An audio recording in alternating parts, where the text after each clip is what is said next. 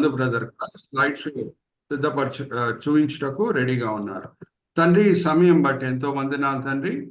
Christian piece makers forum బట్టి ఎంతో వందనాలు. ఎంతో కృషితో దూరదర్శనంతో తండ్రి, ఇద్దరు బిషప్స్ కూడా, సింగం గారు, భాస్కర్ గారు, ఈ వేదికని స్థాపించడమే కాదు ఎంతో ప్రయాసంతో దాన్ని ముందుకు తీసుకొని వెళ్తున్నారు. ఇద్దరు బిషప్స్ ని దీవించండి, ఆశీర్వదించండి. ప్రత్యేకంగా బిషప్ సింగం గారి ఆరోగ్యం కొరకు మేము ప్రార్థన చేస్తున్నాం తండ్రి.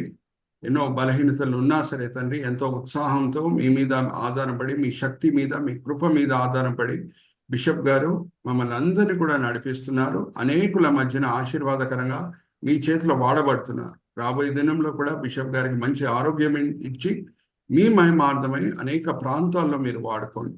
అలాగే తండ్రి, ఈ వేదిక మీద వచ్చిన ప్రతి వ్యక్తిని మీ చేతిలో అప్పచెప్తున్నాం. వాళ్ళు ఈ సమయంలో వేరేదో పనులు చేసుకొని ఉండొచ్చు. వాళ్ళు కూడా సేవకులే, సేవకురాలే, కానీ ఎంతో ఆసక్తితో మేము ఈ విజ్ఞాపన ప్రార్థన పరిచర్యలో పాల్గొవాలి, మేము ఈ విజ్ఞాపన ప్రార్థన పరిచర్యలో మేము వాడబడాలి అని ఎంతో సాత్వికంతో మంచి మనసుతో వచ్చి ఉన్నారు. వాక్యపరంగా, ఆత్మికంగా మేము బలపరచబడాలని ఆసక్తితో వచ్చి ఉన్నారు. అందరినీ కూడా మీరు తృప్తిపరుస్తున్నారు, దీవిస్తున్నారు, ఆశీర్వదిస్తున్నారని మేము నమ్ముచున్నాం. నిష్ప్రయోజకమైన మీ దీన దాసుడిని నించోబెట్టి ఈ సమయంలో మీ మహిమార్థమై వాడుకుంటున్నారు తండ్రి. దాన్ని బట్టి నేను మిమ్మల్ని స్తుతిస్తున్నాను. ఈ దినం, ఈ వేళ, ఈ పూట మీరు మా కొరకు ఏర్పరచుకున్న ఆత్మిక పాఠములు మా విశ్వాస నేతలు మెప్పి బయలుపరుస్తారని నమ్ముచు ఈ విన్నపంలో మేము యేసుక్రీస్తు పరిశుద్ధమైన పెట్టుకుంటున్నాం.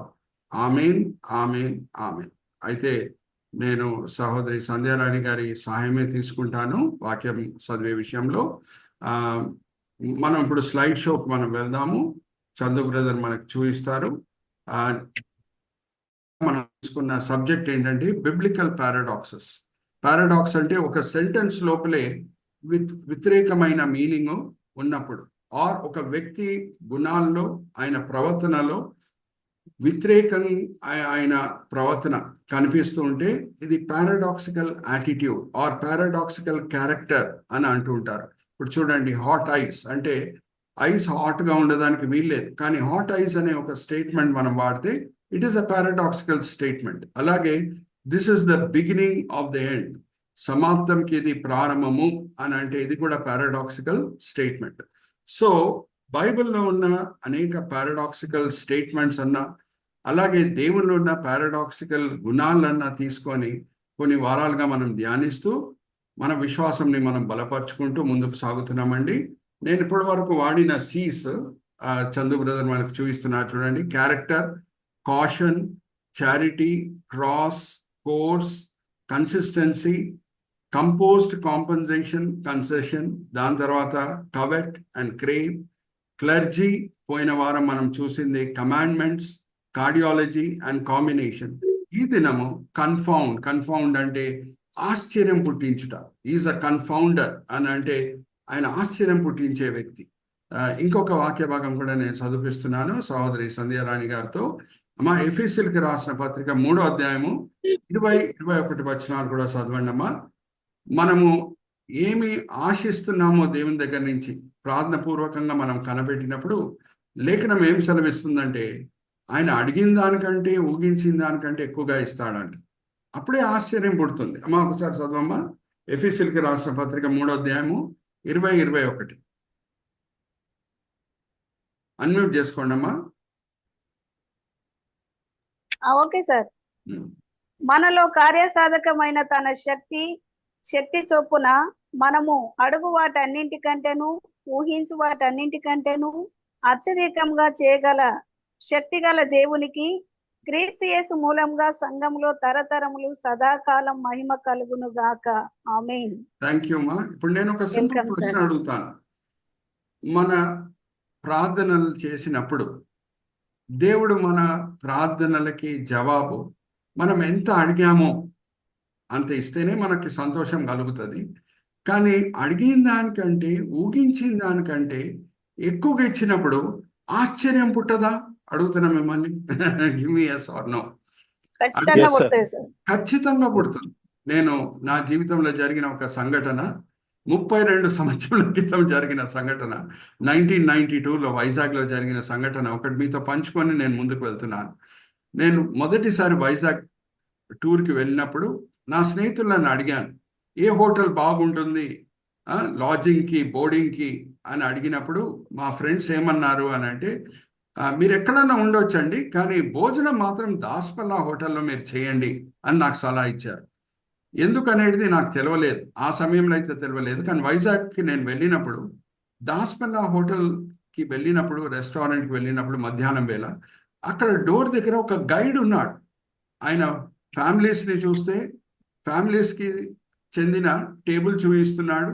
అలాగే ఇండివిజువల్స్ నాలంటి వాళ్ళు ఒకరుగా వస్తే వాళ్ళు ఎక్కడో కూర్చోవాలో చక్కగా గైడ్ చేస్తున్నాడు. ఇది నేను అస్సలు ఎక్స్పెక్ట్ చేయలేదు, నాకు చాలా మంచిగా అనిపించింది. దాని తర్వాత నేను ఆంధ్ర థాలి ఆర్డర్ చేశాను, చాలా రుచికరంగా ఉంటుంది అని. అది రుచికరంగానే ఉండింది. కానీ బిల్ తీసుకొని వచ్చేటప్పుడు వెయిటరు ఒక గ్రేప్ జ్యూస్ తీసుకొని వచ్చాడు. ఇది నేను ఎక్స్పెక్ట్ చేయలేదు, చాలా నాకు మంచిగా అనిపించింది. అడిగిన దానికంటే ఊగించిన దానికంటే నాకు అక్కడ సర్వీస్ బాగా అనిపిస్తుంది. దాని తర్వాత నేను బిల్ కట్టాను. బిల్ కట్టినప్పుడు వాళ్ళు చేంజ్ తీసుకొని వస్తారు కదా, చేంజ్ తీసుకొని వచ్చినప్పుడు మీఠా పాన్ తీసుకొని వచ్చాను. చూడండి, నేను గ్రేప్ జ్యూస్ ఎక్స్పెక్ట్ చేయలేదు, బిల్ వాళ్ళు తీసుకొని వచ్చేటప్పుడు చేంజ్ తీసుకొని వచ్చినప్పుడు మీఠా పాన్ కూడా ఎక్స్పెక్ట్ చేయలేదు. అంటే అడిగిన దానికంటే ఊగించిన దానికంటే వాళ్ళు ఎక్కువ సర్వీస్ ఇచ్చారు. కాబట్టి 32 సంవత్సరాల తర్వాత కూడా నాకు ఈ సంఘటన గుర్తుంది. అలాగే బైబిల్లో మనం చూద్దాము, దేవుడు ఎక్కడెక్కడ ఆశ్చర్యం పుట్టించాడు. పారాడాక్సికల్ స్టేట్మెంట్కి నేను వస్తున్నాను, చివరిలో నేను వస్తాను. ఈ ఆశ్చర్యకరుడికి, ఈ గొప్ప ఆశ్చర్యకరుడికి మనం మామూలు వ్యక్తులం, మనుషులము ఆశ్చర్యం పుట్టించగలుగుతామా? అక్కడే వచ్చింది పారాడాక్స్. కానీ ఎక్కడెక్కడ లేఖనంలో దేవుడు ఆశ్చర్యం పుట్టించాడో కొన్ని సందర్భాలు నేను మీ ముందు తీసుకొని వస్తాను. దాని తర్వాత చివరి భాగంకి నేను వస్తాను. మనం మనుషులమై దేవునికి ఏ విషయం బట్టి ఆశ్చర్యం పుట్టించవచ్చు, ఆశ్చర్యకరుడికే ఆశ్చర్యం పుట్టించుటయే పారాడాక్సికల్ స్టేట్మెంట్ అన్నమాట. So we can confound the confounder, but when that we will come to later. కానీ మొదట్లో కొన్ని సందర్భాలు, దేవుని మహిమపరిచే సందర్భాలు, దేవుని పట్ల మన విశ్వాసాన్ని బలపరుచుకునే సందర్భాలు, ఎఫెసీయులకు రాసిన పత్రిక 3వ అధ్యాయము 20-21 వచనంని రుజువుపరిచే సందర్భాలు కొన్ని నేను మీ ముందు తీసుకొని వస్తాను. Chandu brother, let's go to the next line. ఇక్కడ చూడండి, మనకందరు కూడా చాలా పరిచితమైన వాక్యం భాగము రూత్ గ్రంథము. ఆ రూత్ గ్రంథంలో మనం ఇక్కడ ఫస్ట్ ఇది నేను మీకు చూపించేస్తున్నాను, ఇది కూడా మీకు చాలా ఇంపార్టెంట్ అండి. యెషయా గ్రంథం 9వ అధ్యాయం 6వ వచనంలో ఆశ్చర్యకరుడికి వాడబడిన హీబ్రీ పదం ఏంటో నేను మీకు చూపిస్తున్నాను. పేలే, పేలే. అలాగే ఇక్కడ చూడండి, ఆ హీబ్రూ నోటేషన్ కూడా కింద ఉంది. చందు బ్రదర్ కర్సర్ పెట్టి చూపిస్తున్నారు చూడండి. ఆశ్చర్యకరుడు అని మనకు తెలుగులో ట్రాన్స్లేట్ అయింది. వండర్ఫుల్ అనే మాట ఇంగ్లీష్లో వాడబడింది. కానీ హీబ్రీ పదంలో వాడబడిన పదం ఏంటంటే, హీబ్రీ భాషలో వాడబడిన పదం ఏంటంటే పేలే. అయితే పేలే అనగానే కొంచెమంది ఫుట్బాల్ లవర్స్కి వెంటనే బ్రెజిల్ ఫుట్బాలర్ ఒక ఆయన గుర్తొస్తుంటాడు. ఆయన ఆశ్చర్యంగా ఫుట్బాల్ ఆడేవాడు, ఆశ్చర్యం పుట్టించినట్లు గోల్లు కొట్టేవాడు. యాక్చువల్గా ఆయన పేరు నేను మీకు చూపిస్తున్నాను. Next, let's go to the next line. అక్కడ చూడండి, పేలే. ఆయన యాక్చువల్ పేరు ఎడ్సన్ అరెంటస్ డో నాస్కిమెంటో, బ్రెజిల్ దేశంకి చెందిన ఫుట్బాలర్. మనకి క్రికెట్ తెలుసుంది అని అంటే సచిన్ తెండూల్కర్ ఎవరో మనకు తెలిసి ఉండాలి, ఓకే. హాకీ తెలుసుంది అని అంటే ధ్యాన్ చంద్ ఎవరో మనకు తెలిసి ఉండాలి. అలాగే మనకి ఫుట్బాల్ గురించి తెలుసు అని అంటే పేలే మనకు తెలిసి ఉండాలి. Is called the mister football. ఆయన యాక్చువల్ పేరు, బ్రెజిల్లో ఆయన పుట్టినప్పుడు ఒక పేదరిక కుటుంబంలో ఎడ్సన్ అరెంటస్ డో నాస్కిమెంటో. కానీ ఆశ్చర్య రకంగా ఆయన ఫుట్బాల్ ఆడటము, ఆశ్చర్యం పుట్టించే గోల్స్ కొట్టడము, దాని వలన అందరికి ప్రేరేపణ కలిగి పేలే అనే పేరు పెట్టారు. కానీ ఒరిజినల్గా పేలే అనే పేరు దేవునికి చెందుతుంది. Hallelujah, praise the Lord. ఎందుకంటే ఆయన ఆశ్చర్యకరుడు, ఆశ్చర్యం పుట్టించే క్రియలు ఆయన చేస్తాడు కాబట్టి. Now let's go to the next line. నేను ఈరోజు సబెడింగ్స్ వాడేదంతా కూడా ఎఫ్తో కూడిన సబెడింగ్స్ అండి. Family, feels, fortune, familiarity, faltering and faith. Okay, నేను చివరిలో అడుగుతాను నేను వాడిన సబెడింగ్స్ ఏంటో మీరు చెప్పగలగాలి. మొదటిగా ఫ్యామిలీ. ఫ్యామిలీ అని అంటే కుటుంబం, మనకందరు కూడా తెలుసు. ఒక విధవరాలకి ఏంటి అన్నిటికంటే ఎక్కువ అవసరం అనేది మనం చూస్తే ఒక విధవరాలు ఆమె మానసిక ఆదరణ కొరకు ఒక కుటుంబంని ఎప్పుడు ఎన్నుకుంటది. అయితే మనం నెక్స్ట్ స్లైడ్కి వెళ్దాము. రూత్ కథ మనకందరు కూడా చాలా వరకు బాగానే తెలుసు. అయితే ఈ కథ అంతా కూడా ఎక్కడ ప్రారంభమవుతుందంటే మోయాబు దేశంలో ప్రారంభమవుతుంది. ఇజ్రాయెల్ దేశంలో కరువు వచ్చినప్పుడు బెత్లెహేంకి చెందిన ఎల్కన్నా అక్కడ వెళ్ళిపోయాడు అని మనం చదువుకుంటాము. అయితే అక్కడ నవమి విధవరాలు అయిపోతున్నారు, అలాగే రూత్ కూడా విధవరాలు అయిపోతుంది, యవన కాలంలోనే విధవరాలు అయిపోతుంది. ఇంకా అత్తమ్మ గారే చెప్తున్నారు, అమ్మా రూత్ నువ్వు తిరిగి నీ కుటుంబంకి వెళ్ళి మరి ఇంకొక పెళ్లి చేసుకో, నేనైతే నిన్ను ఆపివేయను అని అన్నప్పుడు రూత్ తీసుకున్న నిర్ణయం ఏంటి? కళ్ళలో నీళ్లు కారుతాయండి ఆ మాటలు మనం చదువుకునేటప్పుడు. సంధ్యారాణి గారు చదివినిపిస్తారు. అమ్మా ఒక్కసారి చదవమ్మా. అత్తమ్మ గారు కూడా చెప్పే సమయంలో నువ్వు వెళ్ళిపోవచ్చమ్మా, వేరే కోడలు కూడా వెళ్ళిపోయింది కదా, ఓర్పా వెళ్ళిపోయింది కదా వాళ్ళ కుటుంబంకి, మరి తిరిగి పెళ్లి చేసుకోవడానికి నువ్వు కూడా వెళ్ళిపోవచ్చు అని అన్నప్పుడు రూత్ తీసుకున్న నిర్ణయం ఏంటి, ఎందుకు ఆ నిర్ణయం తీసుకుంది కూడా మనం ఒకసారి చూద్దాము. అమ్మా 1వ అధ్యాయం 17వ వచనం చదవమ్మా. రూత్ గ్రంథం 1వ అధ్యాయం 17వ వచనం. సంధ్యారాణి గారు చదివినిపిస్తారు. సార్ చదువుతున్నా సార్. నీవు మృతి పొందు చోటనే నేను మృతి పొందేదను, అక్కడనే పాతి పెట్టబడేదను. మరణము తప్ప మరి ఏదైనాను నిన్ను నన్ను ప్రత్యేకించిన ఎడల యెహోవా నాకు ఎంత కీడైనను చేయునుగాక అనేను. Thank you. మరణం తప్పితే ఎదియు మన ఎడబాయుటకు వీల్లేదు. అలాగే 16వ వచనం కూడా చదవమ్మా. అందుకు రూతు నా వెంబడి రావద్దనియు నన్ను విడిచిపెట్టుమనియు నన్ను బ్రతిమాలు కొనవద్దు, నీవు వెళ్ళు చోటుకే నేను వచ్చేదను, నీవు నివసించు చోటనే నేను నివసించేదను, నీ జనమే నా జనము, నీ దేవుడే నా దేవుడు. ఎందుకు ఆ నిర్ణయం తీసుకుంది రూత్ అనేది మనము కొంచెం లోతులో వెళ్ళి అర్థం చేసుకుందాం. 2వ అధ్యాయానికి మనం వచ్చినప్పుడు రూత్ అత్తమ్మ గారి పర్మిషన్ తీసుకొని కోతకాలం సమయంలో పడిపోయిన పంటలను ఏరుకుండుటకు వెళ్తున్నది. దేవుడు మోషే ద్వారా ఇజ్రాయేలీలకి ఇచ్చిన ఆజ్ఞ ఏంటంటే వాళ్ళు కోతకాల సమయంలో పంటలు కోసే సమయంలో ఏ పంటన కింద పడిపోతే దాన్ని మళ్ళీ ఏరుకోకూడదు.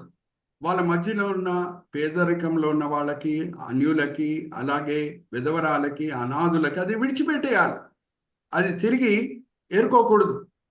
దాంతో కూడిన వాక్య భాగం కూడా మనం చదువుకుందామమ్మా. లెవికాండం 19వ అధ్యాయం 10-11 చదవమ్మా. లెవికాండం 19వ అధ్యాయము 10-11. అలాగే మనోహర్ పాస్టర్ గారు కూడా మనతో పాటు ఉన్నారు. రూత్ గ్రంథం 2వ అధ్యాయం 1-3 వచనాలతో సిద్ధంగా ఉంటారు. సహోదరి సంధ్యారాణి గారు ఇది చదివినిపించిన తర్వాత లెవికాండం 19వ అధ్యాయం ఎక్కడుంది ఆ ఆజ్ఞ? పడిపోయిన పంటలని కోతకాల సమయంలో యూదులు తిరిగి ఏరుకోకూడదు, దాన్ని అలాగే విడిచిపెట్టేయాలి, అనాథులకి, విధవరాలకి. చదవమ్మా. నీ ఫలవృక్షముల తోటలో రాలిన పండ్లను ఏరుకొనకూడదు, బీదలకును పరదేశులకును వాటిని విడిచిపెట్టవలెను. నేను థ్యాంక్ యూ. ఈ ఆజ్ఞ ఉంది అని రూత్కి ఎలా తెలిసి ఉండొచ్చు? ఆమె చూడండి పర్మిషన్ తీసుకొని వెళ్తుంది. మనోహర్ గారు చదవండి 2వ అధ్యాయం 1-3 వచనాలు. రూత్ గ్రంథం. నయోమి పెనిమిటికి బంధువుడు ఒకడు ఉండెను, అతడు చాలా ఆస్తిపరుడు, అతడు ఎలీమెలెకు వంశపు వాడై ఉండెను, అతని పేరు బోయజు. మోయాబీరాలైన రూతుని సెలవైన ఎడల నేను పొలంలోనికి పోయి ఎవని కటాక్షం పొందగలను వాని వెనుక పరిగి నేరుకొందిన నయోమితో చెప్పగా ఆమె నా కుమారి పొమ్మనెను. కాబట్టి ఆమె వెళ్ళి పొలంలోనికి వచ్చి చేనుకోయి వారి వెనక పొలములో ఏరుకొనెను. ఆ పొలములో ఆమె పోయిన భాగము ఎలీమెలెకు వంశపు వాడైన బోయజుది. థ్యాంక్ యూ పాస్టర్ మనోహర్ గారు. ఇప్పుడు మనకందరికీ తెలుసు రూత్ మోయాబ్ దేశంకి చెందిన వ్యక్తి. దేవుడు మోయాబ్ దేశంకి ఆయన ధర్మశాస్త్రం అనేది ఇయ్యలేదు, ఆయన ధర్మశాస్త్రం యూదులకు ఇచ్చాడు. సో ఈ ఆజ్ఞ ఉంది. లెవికాండం 19వ అధ్యాయం 10-11 వచనాల్లో ఈ ఆజ్ఞ ఉంది. యూదులు కోతకాల సమయంలో పొలంలో పంటలు కోసే సమయంలో ఏది కింద పడిపోయినా సరే అది ఏరుకోకూడదు అనే ఈ ఆజ్ఞ ఉంది అనేది రూత్ ఎవరి ద్వారా తెలుసుకొని ఉంటుంది? నేను మరి మిమ్మల్ని అడుగుతున్నా. I'm involving the group. Give me an answer. అత్తగారు కావచ్చు. అత్తగారి ద్వారా. నయోమి ద్వారా. వెరీ గుడ్, నవమి ద్వారా. సో ఇప్పుడు నేను మెయిన్ పాయింట్కి ఒకటి వస్తున్నాను, జాగ్రత్తగా వినండి. ఎందుకు రూతు నవమిని హత్తుకున్నది? నీ దేవుడే నా దేవుడు, నీ ప్రజలే నా ప్రజలని ఎందుకు ఆ మాట పలికింది? ఆ ప్రమాణం ఎందుకు చేసింది? మనకు తెలిసి ఉండాలి. జాగ్రత్తగా వినండి. ఆ కాలంలో ప్రపంచం అంతా కూడా ఒక సూత్రం ఉండింది. ఆ సూత్రం ఏంటంటే అన్రిటర్న్ సూత్రం. అంటే ఎవరు రాతపూర్వకంగా దాన్ని డిక్లేర్ చేయలేదు, కానీ అన్రిటర్న్ ప్రిన్సిపల్ ఏంటంటే might is right. Might is right అంటే బలవంతుందే రాజ్యం, బలవంతుందే రాజ్యం, బలవంతుని మాటనే చెల్లుతుంది. ఇది రూతుకి బాగా తెలుసు. ఆమె మోయాబ్ దేశంలో పుట్టి పెరిగింది కాబట్టి మోయాబ్ దేశంలో కూడా ఆ సూత్రం ఉండింది. అయితే ఆమె నవమితో సమయం గడిపినప్పుడు, ధర్మశాస్త్రంతో కూడిన విషయాలు ఆమె తెలుసుకున్నప్పుడు, ఇజ్రాయెల్ దేవుడు కనికరించే దేవుడు, ఆయనలో వేరే దేవుడిలో ఎంతో వ్యత్యాసం ఉంది అని ఒక రహస్యం ఆమె గ్రహించింది. యూదుల సమాజంలో వేరే సమాజంలో ఉన్న వ్యత్యాసం ఏంటి? వేరే సమాజంలో మైట్ ఈజ్ రైట్, పేదరికంలో ఉన్న వాళ్ళని ఎవరు పట్టించుకోరు, అనాథులను పట్టించుకోరు, విధవరాలను పట్టించుకోరు. కానీ ఈ సమాజంలో వాళ్ళ దేవుడు ఎంతో కనికర కరుణామయుడు కాబట్టి పేదరికంలో ఉన్న వాళ్ళు, అనాథులు, అలాగే విధవరాల పట్ల ఆయన కనికరం చూపించే దేవుడు అని ఆమె గ్రహించింది. కాబట్టి ఈ గొప్ప దేవుడు నాకు కావాలని ఆమె నిర్ణయం తీసుకుంది. కాబట్టి అత్తమ్మ గారు వెళ్ళిపో అని చెప్పినా సరే ఆమె హత్తుకుంటున్నది నవమిని. ఇంకా ఆమె చేసిన ప్రమాణం ఏంటంటే నీ దేవుడే నా దేవుడు, నీ ప్రజలే నా ప్రజలు, మరణం తప్పితే మనల్ని ఏది కూడా విడదీయకూడదు అని ప్రమాణం చేసింది. హల్లెలూయా, ప్రైజ్ ది లార్డ్.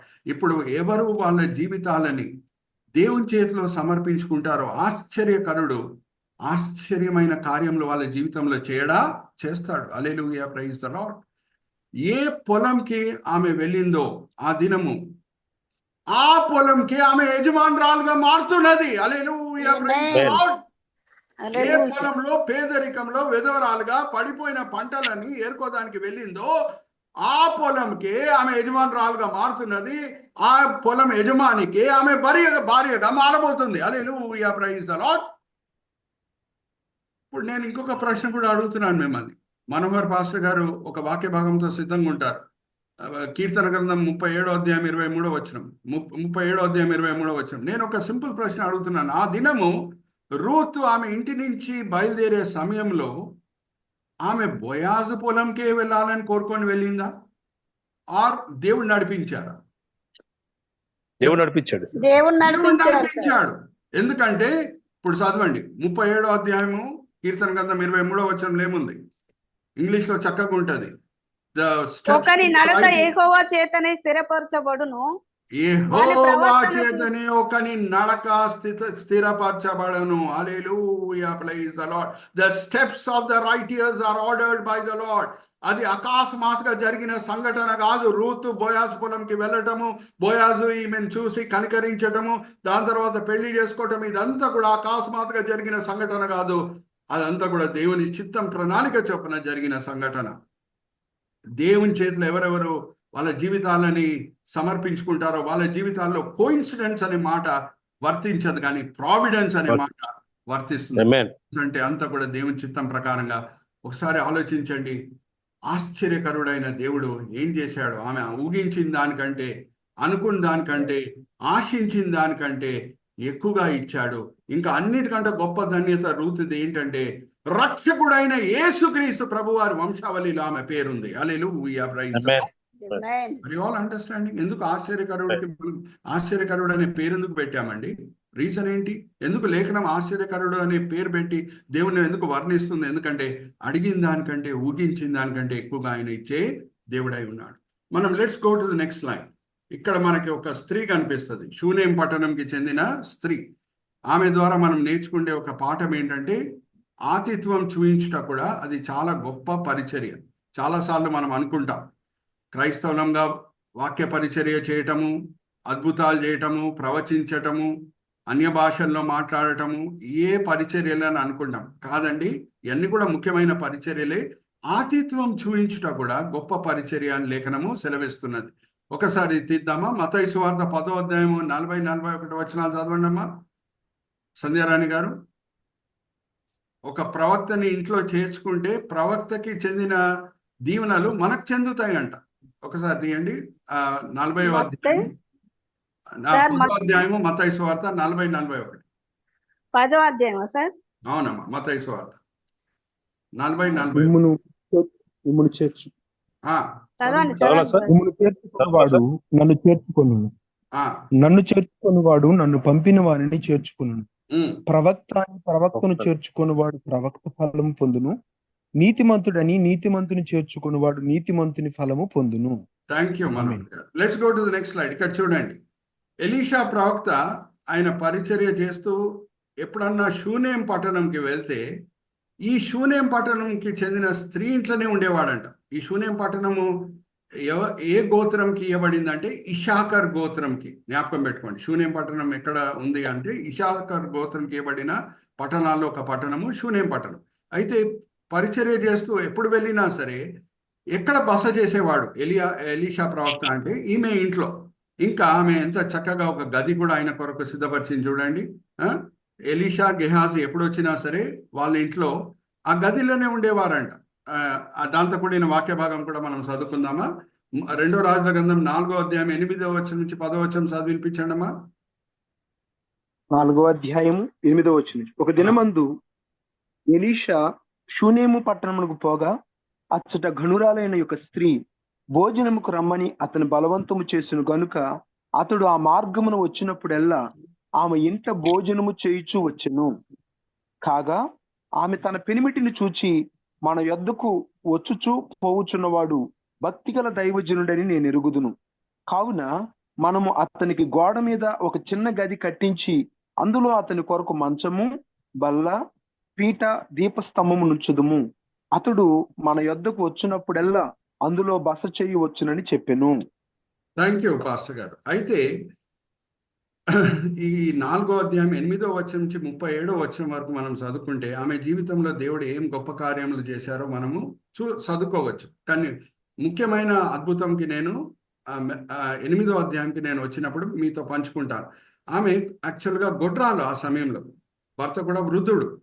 కానీ ఎలియా ప్రవక్త దీవించిన బట్టి ఆమె గర్భం ధరిస్తుంది, ఒక కుమారునికి జన్మమిస్తుంది. కొన్ని రోజుల తర్వాత అబ్బాయి చనిపోతున్నాడు. మరి ఎలియా ప్రవక్త అద్భుతం చేసి ఆ చనిపోయిన అబ్బాయిని లేపుతున్నాడు. ఇదంతా కూడా వేరే ప్రవక్తలు కూడా చేశారు. ఆశ్చర్యం పుట్టించే విషయంకి నేను వస్తున్నాను. ఏమనంటే 2వ రాజుల గ్రంథం 8వ అధ్యాయం మొదటి 3 వచనాలు మనం చదువుకుంటే అక్కడ కరువు వచ్చిందని ఆ షూనేం పట్టణంకి చెందిన స్త్రీ వేరే దేశంకి వెళ్ళి 7 సంవత్సరాలు ఉంటుంది. కరువు సమయం అయిపోయిన తర్వాత మరి ఆమె తిరిగి వస్తున్నది. ఆమె ఇంటిని తిరిగి పుచ్చుకుండుటకు, ఆమె పొలాలని తిరిగి పుచ్చుకుండుటకు మరి వస్తుంది. ఇప్పుడు నేను సింపుల్ ప్రశ్న అడుగుతున్నానండి మిమ్మల్ని. ఎవరన్నా ఇల్లు 7 సంవత్సరాలు రెంట్కి ఇచ్చి వేరే దేశంకి వెళ్ళి తిరిగి వస్తే ఇల్లు తిరిగి ఇమీడియట్ గా ఈజీగా దొరుకుతుందా అండి? దొరకదు సార్. దొరకదు. అందుకే రెంటల్ అగ్రిమెంట్ లో కూడా చాలా మంది ఈ మధ్యన ఏం చేస్తున్నారంటే 11 monthsకే ఈ రెంట్ అగ్రిమెంట్ వర్తిస్తుందని రాసుకుంటున్నారు. ఎందుకంటే భారత్ చట్టం ప్రకారంగా 11 నెలల తర్వాత ఆ ఇంట్లో ఉన్న అద్దెకున్న వ్యక్తికి కొన్ని హక్కులు లభిస్తాయి అన్నమాట. అందుకే రెంటల్ అగ్రిమెంట్ కూడా 11 monthsదే అని రాసుకుంటారు. ఇంకా ఒక నిజమైన సంఘటన కూడా మీతో పంచుకుంటున్నాను. ఎన్నో సంవత్సరాల క్రితం బ్లాక్ అండ్ వైట్ టీవీ మన దగ్గర ఉండేది కదా, దూరదర్శన్ టీవీ. దాంట్లో కానూనీ సలహా అనే ఒక ప్రోగ్రామ్ వచ్చేది. ఆ కానూనీ సలహాలో ఒక ఎపిసోడ్లో నేను విన్న ఒక ఆశ్చర్యం పుట్టించే కథ మీ ముందు తీసుకొని వస్తున్నాను. ఒక ఐశ్వర్యవంతుడు అబ్బాయి, అనాథుడు, పాపము, చదువుకోదానికి అమెరికా వెళ్ళాడంట.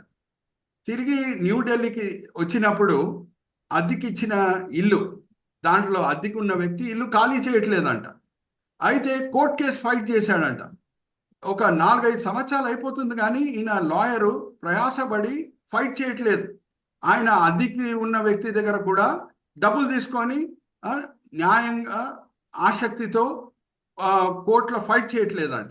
అయితే ఈయన లాయర్ని మార్చేశాడంట. ఈ అబ్బాయి మార్చేసి ఇంకొక లాయర్ని పెడితే మరి 4-5 సంవత్సరాలు అయిందంట. కానీ ఈ లాయర్ కూడా మనసు పెట్టి కోర్టు కేసు ఫైట్ చేయట్లేదంట. డబ్బులు లాగుతున్నాడంట ఈయన దగ్గర నుంచి. వేరే వ్యక్తి దగ్గర నుంచి కూడా డబ్బులు తీసుకుంటున్నాడంట, అద్దెకి ఉన్న వ్యక్తి దగ్గర కూడా డబ్బులు తీసుకుంటున్నాడంట, కానీ న్యాయం చేయట్లేదంట, సరిగా పోట్లాడట్లేదంట కోర్టులో. అయితే ఈ కథ ఎలాగ ఎండ్ అవుతుందంటే, ఈ అబ్బాయి చెప్తున్నాడు ఆ కానూనీ సలాలో, ఈయన actually engineer, I studied law, I became a lawyer and fought my own case and got back my property అని అన్నాడు. అయితే ఈమె 7 సంవత్సరముల తర్వాత తిరిగి వస్తున్నది. ఆమె మనసులో కంగారు ఉంది. ఆమె ఫేస్ కూడా చూడండి, Chandra brother, let's go to the slide. ఆమె ఫోర్ హెడ్ చూస్తే, ఆ ఫోర్ హెడ్ లో చూసినా మార్క్స్ సార్. చూస్తే కంగారు మనకు కనిపిస్తుంది. Yes. తిరిగి మనకు పొలం దొరుకుతుందా అని. ఆ ఇజ్రాయెల్ దేశంలో సుప్రీంకోర్టు ఎవరు అని అంటే రాజువే. రాజు దగ్గర మనవి చేయడానికి వెళ్తున్నది, కానీ ఆమె మనసులో కంగారు ఉంటుంది. ఏమనంటే, రాజు ముందు నించొని నా సమస్య ఏంటో నేను ఎలాగా పంచుకోవాలి, నా సమస్య ఏంటో ఎలాగ ఆయనకు తెలియచేయాలి, ఆయన స్పందిస్తాడా, నా సమస్యలకి విని పరిష్కారం పలుకుతాడా, ఈ కంగారు అంతా కలిగి ఆమె వెళ్తుందంట. ఒకసారి తీయండి, 2 రాజుల గ్రంథం 8వ అధ్యాయం 1-3 వచనాలు చదవండి. ఏమైందో మనం చూద్దాం. ఒకనాడు ఎలీషా తాను బ్రతికిన బిడ్డకు తల్లి అయిన ఆమెను పిలిచి, యెహోవా క్షామకాలంన రప్పింపబోచున్నాడు, 7 సంవత్సరములు దేశంలో క్షామం కలుగునని చెప్పి, నీవు లేచి నీవును నీ ఇంటి వారును ఎచ్చట నుండుట అనుకూలము, అచ్చడికి పోవుడనగా, ఆ స్త్రీ లేచి దైవజనుని మాట చొప్పున చేసి తన ఇంటి వారిని తోడుకొని ఫిలిస్తీన్ల దేశంనకు పోయి 7 సంవత్సరములు అక్కడ వాసం చేసెను. అయితే ఆ 7 సంవత్సరములు గతించిన తర్వాత ఆ స్త్రీ ఫిలిస్తీన్ల దేశంలో నుండి వచ్చి తన ఇంటిని గూర్చియు భూమిని గూర్చియు మనవి చేయుటకై రాజునొద్దకు పోయెను. ఎందుకంటే ఆమెకు తెలుసు, అక్కడ వెళ్ళి అరే నా పొలంని తిరిగి ఇవ్వండి, నా ఇంటిని తిరిగి ఇవ్వండి అంటే అక్కడ సహకరించే వాళ్ళు లేరు అని ఆమెకు తెలుసు. అందుకే రాజు దగ్గర పోయాను. చదవమ్మా. రాజు దైవజనుని పనివాడవు గేహాజీతో మాటలాడి ఎలీషా చేసిన గొప్ప కార్యములన్నింటినీ నాకు తెలియజేయమని ఆజ్ఞ ఇచ్చి ఉండెను. అతడు ఒక మృతునికి ప్రాణము తిరిగి రప్పించిన సంగతి వాడు రాజునకు తెలియజెప్పుచుండగా, ఎలీషా బ్రతికించిన బిడ్డ తల్లి తన ఇంటిని గూర్చియు భూమిని గూర్చియు రాజుతో మనవి చేయవచ్చెను. అంతటా గేహాజీ, ఏలినవాడవైన రాజా, ఆ స్త్రీ ఇదే, మరియు ఎలీషా తిరిగి బ్రతికించిన ఈమె బిడ్డ వీడే అని చెప్పగా, రాజు ఆ స్త్రీని అడిగినప్పుడు ఆమె అతనితో సంగతి తెలియజెప్పాను. కాబట్టి రాజు ఆమె పక్షంగా ఒక అధిపతిని నియమించి ఆమె సొత్తు యావత్తును ఆమె దేశమును విడిచినప్పటి నుండి నేటి వరకు భూమి ఫలించిన పంట యావత్తును ఆమెకు మరలా ఇమ్మని సెలవిచ్చెను. హల్లెలూయా, ప్రైజ్ ది లార్డ్. నాకు పొలము దొరికితే చాలు అని అనుకొని వెళ్ళిన స్త్రీ, దేవుడు ఎలాగ ఆమెకి ఆమెకి ఎలాగ సర్ప్రైజ్ కలిగిస్తున్నాడు, ఆశ్చర్యం కలిగిస్తున్నాడు ఒకసారి చూడండి. 7 సంవత్సరాలు ఆమె లేని సమయంలో పండిన పంటల విలువ ఏంటో అది కూడా ఆమెకి దొరికేటట్లు దేవుడు చేస్తున్నాడు. హల్లెలూయా, ప్రైజ్ ది లార్డ్. అమ్మా, ఇల్లు దొరికితే చాలు, పొలం దొరికితే చాలు అని వెళ్ళిన స్త్రీ ఇప్పుడు రాజు మాటలు వినంగానే ఆమె మనసులో ఆశ్చర్యం పుట్టదు? 7 సంవత్సరాలు ఏమేం పంటలు కాసినాయో దాని విలువ కూడా ఈమెకు చెందేటట్లు రాజు ఆజ్ఞాపిస్తున్నాడంట. హల్లెలూయా, ప్రైజ్ ది లార్డ్. అది అండర్స్టాండింగ్. ఇంకొక మాట చాలా ముఖ్యమైనది. ఆమె రాజు దగ్గర వెళ్ళే సమయంలోనే రాజు గేహాజీని అడుగుట, అరే మీ గొప్ప ప్రవక్త అయిన ఎలీషా ప్రవక్త చేసిన కొన్ని అద్భుతాలు కొన్ని నాతో పంచుకో అని చెప్పుట ఈమె వెళ్ళే సమయంలోనే అకస్మాత్తుగా జరిగిన సంఘటన, లేకపోతే దేవుని చిత్తం ప్రకారంగా జరిగిన సంఘటన? దేవుని చిత్త ప్రకారం జరిగింది. దేవుని చిత్తం ప్రకారంగా జరిగింది. ఈమె కొడుకుని ఎలాగా ఎలీషా ప్రవక్త చనిపోయినప్పుడు తిరిగి బతికించాడో ఆ అద్భుతం గురించి చెప్పే సమయంలోనే రాజు సన్నిధికి ఈమె వస్తున్నది. జ్ఞాపకం పెట్టుకోండి, ఎలీషా ప్రవక్తకి విఐపి అంటే రాజు కూడా విఐపి అయి ఉండాలి. ఎందుకంటే ఎలీషా ప్రవక్త అంటే రాజులు వణికేవాళ్ళు, భయపడేవాడు. అరో, ఎలీషా ప్రవక్తకి ఈమె విఐపియా, ఈమె పట్ల నేను న్యాయం చేయాలి, ఈమె సమస్యలకి నేను పరిష్కారం ఏంటో చూపించాలి అని రాజు మనసులో ఒక భయం పుట్టింది. హల్లెలూయా, ప్రైజ్ ది లార్డ్. ఇంకా ఆమె కోరుకున్న దానికంటే, ఆశించిన దానికంటే ఎక్కువగా వచ్చేటట్లు దేవుడు ఆ రాజును వాడి ఇస్తున్నాడు ఆమెకి. హల్లెలూయా, ప్రైజ్ ద లార్డ్. ఆశ్చర్యకరుడైన మన దేవుడు. అయితే ఇంకొక స్లైడ్కి మనం వెళ్దాము. మీరే గెస్ చేయాలి. 19 సంవత్సరాల వయసు ఉన్నప్పుడు రాజు అయ్యాడండి. రాజు ఆయన కనిపించి, బాబు నీకేం కావాలంటే నేను ఇస్తాను అని అన్నప్పుడు, నాకు జ్ఞానం ఇస్తే చాలు ప్రభు అని కోరుకున్నాడు. ఎవరి గురించి? సొలొమోన్ సార్. సొలొమోన్ గురించి. అయితే సొలొమోను ఎంతో సాత్వికముతో, మంచి హృదయంతో దేవుడు వచ్చి ఆయన కళ్ళలో కనిపించి, బాబు ఏం కావాల్సి నువ్వు కోరుకో అని అడిగినప్పుడు, ప్రభువా నేను ఈ రాజుకి నిజమైన రాజుని కాదు, నువ్వే ఈ దేశంకి రాజు, నేను నీ ప్రతినిధియే, నీ వైపున నేను సరిగా ఈ దేశంని నేను పరిపాలించాలంటే నాకు జ్ఞానం ప్రసాదించు, అది చాలు ప్రభువా అని అడిగినప్పుడు దేవుడు ఎలాగా స్పందించారంట ఒకసారి చదవమ్మా. మొదటి రాజుల గ్రంథం 3వ అధ్యాయం 10వ వచనం నుంచి 13వ వచనం.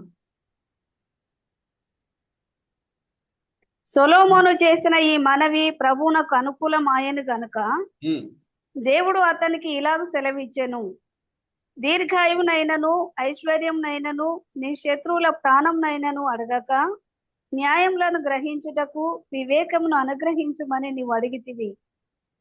నీవు ఇలాగున అడిగినందున నీ మనవి ఆలకించుచున్నాను, బుద్ధి వివేకములు గల హృదయం నీకు ఇచ్చుచున్నాను. పూర్వీకులలో నీ వంటి వాడు ఒకడును లేడు, ఇక మీదట నీ వంటి వాడు ఒకడును ఉండడు. మరియు నీవు ఐశ్వర్యమును ఘనతను ఇమ్మని అడగకపోయినను నేను వాటిని కూడా నీకు ఇచ్చుచున్నాను. అందువలన నీ దినములన్నిటను రాజులలో నీ వంటి వాడు ఒక్కడైనను నుండడు. మరియు నీ తండ్రి అయిన దావీదు నా మార్గములలో నడిచి నా కట్టడలను నేను నియమించిన ధర్మం అంతటిని గైకొనున్నట్లు నీవు నడిచి వాటిని గైకొనిన ఎడల నిన్ను దీర్ఘాయుష్మంతునిగా చేసేదనెను. అంతలో సొలొమోను, వెల్కమ్. మీ అంత జ్ఞాని ఎవరు ఉండరు, ఇంకా నీ దగ్గర ఉన్న ఆస్తి వేరే ఎవరి దగ్గర కూడా ఉండదు అని దేవుడు అంటున్నాడు. నేను అడిగింది జ్ఞానం మాత్రమే, కానీ ఎంత ఆస్తి, ఎంత సొత్తు, ఎంత వెండి, ఎంత బంగారం నేను ఇస్తాను అని అంటే అందరికి ఆశ్చర్యం పుడుతుంది అని దేవుడు అంటున్నారు. అమ్మా ఈ కాలంలో జాగ్రత్త వినండి, చాలామంది చాలా ఆర్గనైజేషన్స్, హోటల్స్ అన్నా హాస్పిటల్స్ అన్నా ఎందుకు ISO సర్టిఫికేషన్ కోరుకుంటారు? రీజన్ ఏంటి? ISO దగ్గర ఎందుకు వెళ్ళాలి? ఎవరైనా చెప్పగలుగుతారా? థర్డ్ పార్టీ సర్టిఫికేషన్ ఎందుకు? Quality assurance sir. Third party certification ఎందుకు అని అంటే థర్డ్ పార్టీ ఈజ్ ఇంపార్షియల్. కాకి పిల్ల కాకికి ముందుగా ఉంటుంది, కానీ థర్డ్ పార్టీ అని అంటే ఆ థర్డ్ పార్టీకి ఆ హోటల్లన్నా ఆ హాస్పిటల్ వచ్చే లాభంలో ఏం షేర్ అనేది ఉండదు, ఉన్నట్టు నిజం పలుకుతుంది. అందుకే ISO సర్టిఫికేషన్ చాలా మంది కోరుకుంటారు, థర్డ్ పార్టీ సర్టిఫికేషన్ కోరుకుంటారు. ఇప్పుడు సొలొమోను వలె ఐశ్వర్యవంతుడు ఎవడు లేడు అని ఇజ్రాయిలీలే చెప్తే ఓకే, వాళ్ళ రాజు గురించి వాళ్ళే మెచ్చుకుంటున్నారని ఎవరన్నా అనుకోవచ్చు. కానీ ఆయన ఐశ్వర్యం పట్ల ఎవరు సర్టిఫికేట్ ఇచ్చేటట్లు దేవుడు చేస్తున్నారు? ఆయన జ్ఞానం పట్ల ఎవరు సర్టిఫికేట్ ఇచ్చేటట్లు దేవుడు చేస్తున్నారు? షీబా దేశంకి చెందిన రాణి. హల్లెలూయా, ప్రైజ్ ది లార్డ్. ఒకసారి క్యాప్షన్ చూపించండి చందు బ్రదర్. మొదటి రాజుల గ్రంథం, అది కూడా మనం చదువుకుందాము. షీబా రాణి వచ్చి ఆమె ఎలాగ మెచ్చుకుంటున్నదో రాజుని ఒకసారి మనం చూద్దాం. 10వ అధ్యాయం 7వ వచనం చదవమ్మా. మొదటి రాజుల గ్రంథం 10వ అధ్యాయం 7వ వచనం. అయినను నేను వచ్చి కన్నులారా చూడక మునుపు ఆ మాటలను నమ్మకయుంటిని, ఉన్న దానిలో సగమైనను నాతో చెప్పబడలేదని ఇప్పుడు నేను తెలుసుకొనిచున్నాను. నీ జ్ఞానమును నీ భాగ్యమును నేను వినిన దానిని బహుగా మించి ఉన్నది. నేను విన్నదానికంటే గొప్పగా ఉంది నీ జ్ఞానము, నీ ఐశ్వర్యము. హల్లెలూయా, ప్రైజ్ ది లార్డ్. ఇంకా మనకందరు కూడా ఎకనామిక్ స్టూడెంట్స్గా అయి ఉంటే మనకు తెలుసు, రేట్ దేని మీద డిటర్మిన్ అవుతుంది అంటే సప్లై డిమాండ్ మీద. సప్లై తక్కువగా ఉండి డిమాండ్ ఎక్కువ ఉంటే రేట్ ఎక్కువ ఉంటుంది, కానీ సప్లై ఎక్కువగా ఉండి డిమాండ్ తక్కువ ఉంటే రేట్ తక్కువ ఉంటుంది. విడిగా మనం ఏ దేశంలో చూస్తే వెండికి రేట్ అనేది ఎక్కువ ఉంటుంది, కానీ వెండి ఎంత ఎక్కువగా దొరికింది అని అంటే సొలొమోన్ రాజ్యంలో అది మామూలు ఇటుక వలె వాడేవాళ్ళు అంట. ఒకసారి దాంతో కూడిన వాక్య భాగం కూడా మనం చదువుకుందాము. అమ్మా, మొదటి రాజుల గ్రంథం 10వ అధ్యాయం 21వ వచనం చదవమ్మా. మరియు రాజైన సొలొమోను పానపాత్రలు బంగారపువై ఉండెను. లెబానోను అరణ్య మందిరపు పాత్రలును బంగారపువే, వెండిది ఒకటి లేదు. వెండి ఎవరు వాడట్లేదంట. సొలొమోను దినములలో వెండి ఎన్నికకు రాలేదు. చూడండి ఎంత వెండి ఉండింది అని అంటే ఇట్ బికేమ్ కామన్ కమోడిటీ. చూడండి, అంతకీ సొలొమోన్ అడిగింది ఏంటి? ప్రభువా, నాకు జ్ఞానమే చాలు. కానీ జ్ఞానం కంటే ఎక్కువగా గొప్ప జ్ఞానం ఇస్తూ గొప్ప ఆస్తి కూడా దేవుడు ఇచ్చాడు. ఎందుకంటే ఆయన మారని దేవుడు, ఆశ్చర్యకరుడు, అడిగిన దానికంటే ఊహించిన దానికంటే ఎక్కువగా ఇచ్చే దేవుడు. సో ఇప్పుడు మనం పారాడాక్సికల్ విషయంకు మనం వస్తున్నాం. అదేంటంటే ఈ ఆశ్చర్యకరుడికే మానవులైన మనము ఆశ్చర్యం పుట్టించగలుగుతామా? లేదు సార్. ఈ ఆశ్చర్యకరుడికి ఆశ్చర్యం పుట్టించగలుగుతాం. అదే పారాడాక్సికల్ సెంటెన్స్. సో చూద్దాం, లేఖనంలో దేవునికి మానవుల పట్ల ఆశ్చర్యం పుట్టిందా? 2 కారణాలు బట్టి పుట్టొచ్చు. ఒకటి నెగటివ్ కారణాలు బట్టి పుట్టొచ్చు, ఇంకొకటి పాజిటివ్ కారణాలు బట్టి పుట్టొచ్చు. ఓకే, 2 కూడా మనం చూసేసి ఈ దినం ధ్యానంని మనం ముగించుకుందాం. మొదటిగా నెగటివ్ రీజన్స్ వలన ఆశ్చర్యకరునికి ఆశ్చర్యం పుట్టించే సందర్భం మనం చూద్దాం. Let's go to the next slide brother. అమ్మా, మార్క్స్ వార్త 6వ అధ్యాయము, నెక్స్ట్ స్లైడ్, దానికంటే ముందు స్లైడ్ బ్రదర్. 6వ అధ్యాయం మార్క్స్ వార్త మొదటి 6 వచనాలు చదవండి అమ్మా. కన్ఫౌండింగ్ ద కన్ఫౌండర్. ఆయన అక్కడ నుండి బయలుదేరి స్వదేశమునకు రాగా ఆయన శిష్యులు ఆయనను వెంబడించుడి. విశ్రాంతి దినం వచ్చినప్పుడు ఆయన సమాజ మందిరంలో బోధింపనారంభించెను. అనేకులు ఆయన బోధ విని ఆశ్చర్యపడి, ఈ సంగతులు ఇతనికి ఎక్కడి నుండి వచ్చెను? ఇతనికి ఇయ్యబడిన ఈ జ్ఞానం ఎట్టిది? ఇతని చేతుల వలన ఇట్టి అద్భుతములు చేయబడుచున్నవి, ఇది ఏమి? ఇతడు మరియకు కుమారుడు కాడా? ఇతడు యాకోబు, యోసే, యూదా, సీమోను అను వారి సహోదరుడగు వడ్లవాడు కాడా? ఇతని సహోదరి మా ముందు పుట్టి పెరిగాడు ఈయన. వడ్లవాడు కాదా? ఈయన కుటుంబం గురించి మాకు తెలియదా? ఫెమిలియారిటీ, అందుకే అక్కడ వాడే నేను టైటిల్ ఏంటంటే ఫెమిలియారిటీ బ్రీడ్స్ కాంటెంప్ట్. అంటే గర్కి ముర్గి దాల్ బరాబర్ అంటారు చూడండి. చిన్న చూపు చూస్తున్నారు. గొప్ప అద్భుతాలు యేసుక్రీస్తు ప్రభువారు కాపర్నౌంలో వేరే పట్టణాల్లో చేసి వచ్చినప్పుడు అక్కడ ఉన్న ప్రజలు, కాపర్నౌంలో ఉన్న పట్టణంలో ఉన్న ప్రజలన్నా వేరే ప్రాంతాల్లో ఉన్న ప్రజలన్నా తప్పట్లు కొట్టే సమయంలో నజరేత్ గ్రామంకి వస్తే చిన్న చూపు చూస్తున్నారు ఆయనని. ఇంకా చదవమ్మా. ఇతని సోదరిమణులందరూ మనతోనున్నవారు కారా అని చెప్పుకొనుచు ఆయన విషయమై అభ్యంతరపడిరి. అందుకు యేసు, ప్రవక్త తన దేశంలో స్లైడ్ చూపించండి, పిక్చర్ చూపించండి. వాళ్ళ బాడీ లాంగ్వేజ్ కూడా మనం చూద్దాము. వాళ్ళు ఎలాగ నిల్చొని ఉన్నారు, ఆ బాడీ లాంగ్వేజ్ లోనే మనకు అర్థమైపోతుంది యేసుక్రీస్తు ప్రభువారి పట్ల వాళ్ళ హృదయంలో గౌరవం ఉందా లేదా అనేది. చదవండి అమ్మా. అందుకు యేసు, ప్రవక్త తన దేశంలోను తన బంధువులలోను తన ఇంటి వారిలోను తప్ప మరి ఎక్కడను ఘనహీనుడు కాడని చెప్పాను. అందువలన కొద్ది మంది రోగుల మీద చేతులుంచి వారిని స్వస్థపరచుట తప్ప మరి ఏ అద్భుతమును ఆయన అక్కడ చేయజాలకపోయెను. ఆయన వారి అవిశ్వాసమునకు ఆశ్చర్యపడెను. అవిశ్వాసం చూసి ఆశ్చర్యకరుడు ఆశ్చర్యం పడుతున్నాడంట. చూడండి, this is the paradoxical statement. Are you all understanding? యేసుక్రీస్తు ప్రభువారు ఆశ్చర్యకరుడు, కానీ వాళ్ళ అవిశ్వాసంని చూసి ఆశ్చర్యం పడుతున్నాడు. ఇంకా ఏ విషయం బట్టి ప్రభువారికి ఆశ్చర్యం కలుగుతుందో ఇంకొక సందర్భం కూడా మనం చూద్దాం. ఒకటి వచ్చి అవిశ్వాసం, ఇంకొకటి వచ్చి ప్రజలకి నేర్పించిన బోధలు, ఎంతో చక్కగా సేవకుల ద్వారా నేర్పించిన బోధలు, దాన్ని వాళ్ళు అంగీకరించకుండా తప్పుదారిలో వెళ్తే కూడా దేవునికి ఆశ్చర్యం పుడుతుంది. అది సేవకులు వాళ్ళ రాతలో రాస్తున్నారు. గలితీయ సంఘంలోని ఎంతో ఆసక్తితో పౌలు భక్తుడు స్థాపించడమే కాదు, విశ్వాసంలో బలపరిచి వేరే ప్రాంతంకి వెళ్ళినప్పుడు అక్కడ అబద్ధ బోధకులు దూరి వేరే సువార్త బోధించినప్పుడు వీళ్ళు ఆ వేరే సువార్తను నమ్ముతున్నారు, కానీ పౌలు భక్తుడు బోధించిన సువార్తను నమ్మట్లేదు. సిలువ ద్వారానే రక్షణ అనే మాట నమ్మకుండా ఆ సున్నతి కూడా మేము పొందాలి, అప్పుడే మేము రక్షించబడతామనే బోధన వాళ్ళు నమ్ముతున్నారు. అయితే పౌలు భక్తుడికి ఏం పుట్టిందంట దాని వలన? ఒకసారి చదవమ్మా, గలితీలకు రాసిన పత్రిక 1వ అధ్యాయం 6వ వచనం. క్రీస్తు కృపను బట్టి మిమ్మును పిలిచిన వానిని విడిచి భిన్నమైన సువార్త తట్టుకు మరింత త్వరగా తిరిగిపోవుట చూడగా నాకు ఆశ్చర్యం అవుతున్నది. ఆశ్చర్యం పుడుతున్నది తప్పు దారిలో వెళ్తే. ఇంకా ఒక జ్ఞాపకం పెట్టుకోవాలి, మనం మారు మనసు పొందిన తర్వాత దేవుని కోరిక ఏంటంటే మనం యేసు రూపంలో మార్చబడాలి. యేసు గుణములన్నీ కూడా మనం కలిగి ఉండాలి.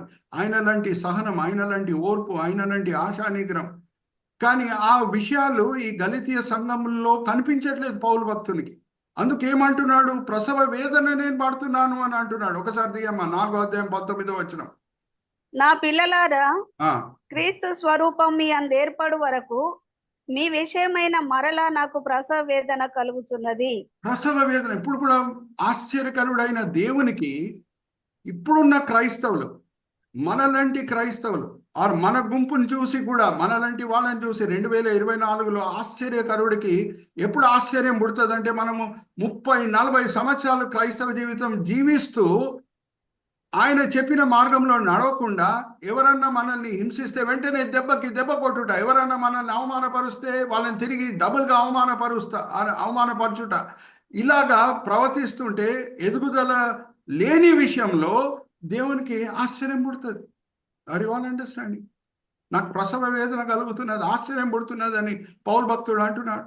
ఎస్పెషలీ చాలా సంవత్సరాలు దేవునితో నడుచుకున్న తర్వాత కూడా, దేవుని గొప్ప అద్భుతాలు చూసిన తర్వాత కూడా ఇశ్రాయేలీలని దేవుడు ఆజ్ఞాపించాడు, అరే సాబత్ దినం మీరు ఏం పని చేయకండి రా బాబు, నేను మన్నాని కురుస్తున్నాను, ఆ దినం మీరు వెళ్ళి మన్నాని మీరు ఏర్కోవద్దు, ఎందుకంటే 6వ దినం నేను డబుల్ మన్నా మీకు ఇస్తున్నాను అన్నా సరే ఎన్నో అద్భుతాలు చూసిన ఇశ్రాయేలీలు మరి వెళ్ళి ఆ 7వ దినం కూడా మన్నా కొరకు ఎత్తుకుతున్నారంట. దేవునికి మరి ఆశ్చర్యం పుడుతుంది, దుఃఖం కలుగుతున్నది. ఒకసారి చదవమ్మా, నిర్గమకాండం 16వ అధ్యాయం 28వ వచనం. Chandu brother please show the slide.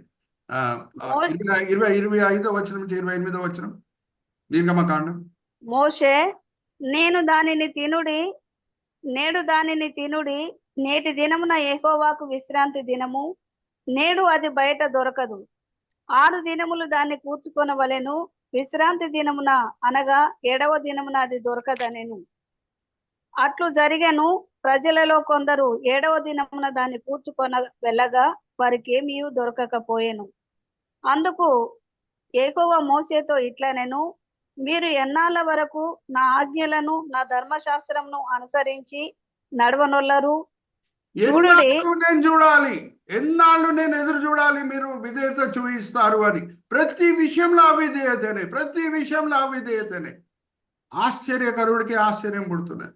Are you all understanding? So నేను పాజిటివ్ నోట్లో ఎండ్ చేస్తున్నాను. పాజిటివ్ నోట్లో ఏంటంటే, ఒక మంచి విశ్వాసంతో కూడిన కార్యం బట్టి ఆశ్చర్యకరుడికి ఎక్కడ ఆశ్చర్యం పుట్టిందో ఆ సందర్భం మీ ముందు తీసుకొని వచ్చి నేను ముగిస్తున్నాను. ఇప్పుడు తీయండి, let's go to the last slide. Chandu brother, లూకాసు వార్త చదవండమ్మా, 7వ అధ్యాయము మొదటి 9 వచనాలు.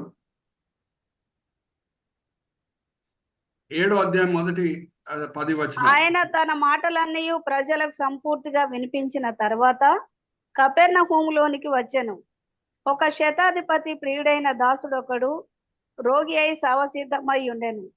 శతాధిపతి యేసును గూర్చి విని ఆయన వచ్చి తన దాసుని స్వస్థపరచవలెనని ఆయనను వేడుకొనుటకు యూదుల పెద్దలను ఆయన యొద్దకు పంపెను.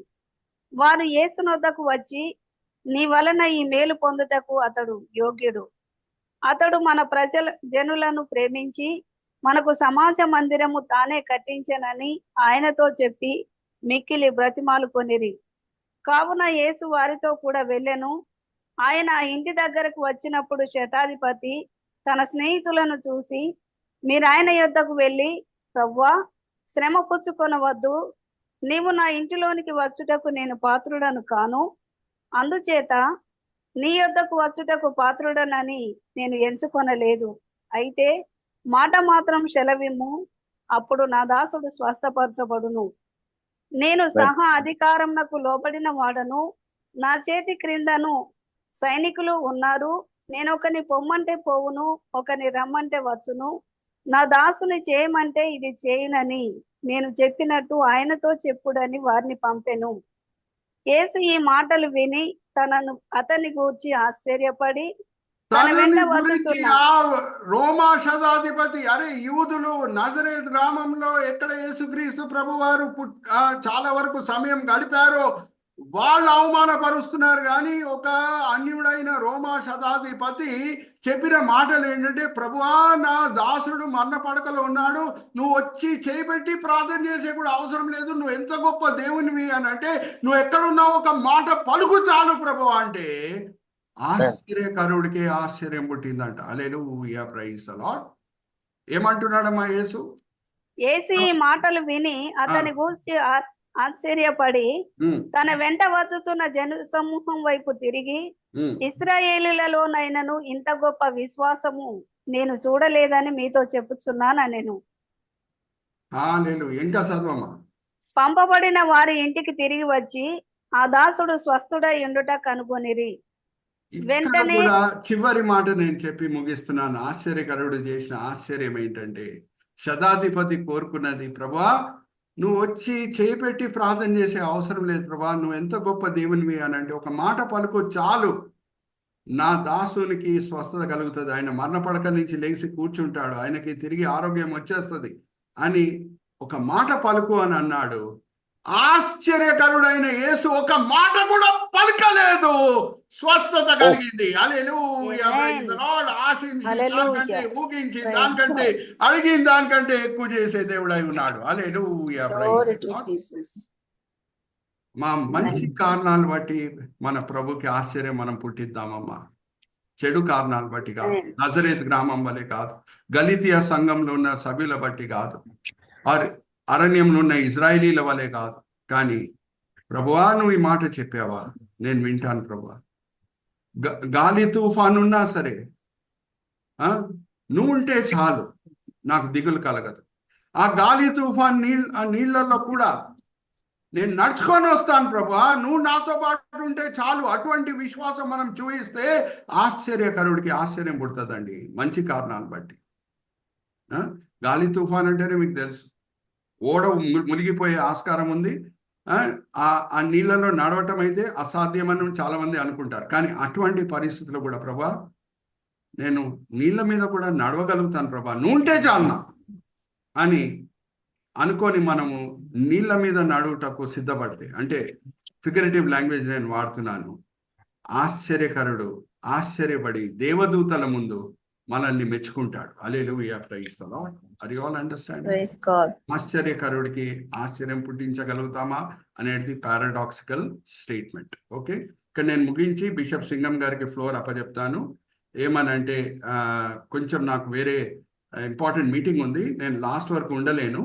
చిన్న ప్రార్థన చేసి నేను ఫ్లోర్ బిషప్ సింగం గారికి అప్పచెప్తాను. తండ్రి ఈ సమయం బట్టి ఎంతో వందనాలు, బిషప్ సింగం గారి పరిచర్య, భాస్కర్ గారి పరిచర్య బట్టి ఎంతో వందనాలు. ఎంతో దూర దర్శనంతో తండ్రి ఈ వేదికని స్థాపించడమే కాదు, ఎంతో ప్రయాసంతో దాన్ని ముందుకు తీసుకొని వెళ్తున్నారు. దాన్ని బట్టి మేము అందరం కూడా ఈ మీటింగ్స్లో పాల్గొనే వాళ్ళం అందరం కూడా మేలు పొందుతున్నాం. ఈ దినం మీరు మాకు నేర్పించిన పాఠములు మేము వినే వాళ్ళంగానే కాకుండా అమలు పరిచే వాళ్ళంగా మమ్మల్ని అందరినీ సరిదిద్దండి. ఈ విన్నపములు మేము యేసుక్రీస్తు పరిశుద్ధమైన నామములో పెట్టుకుంటున్నాం. ఆమేన్, ఆమేన్, ఆమేన్.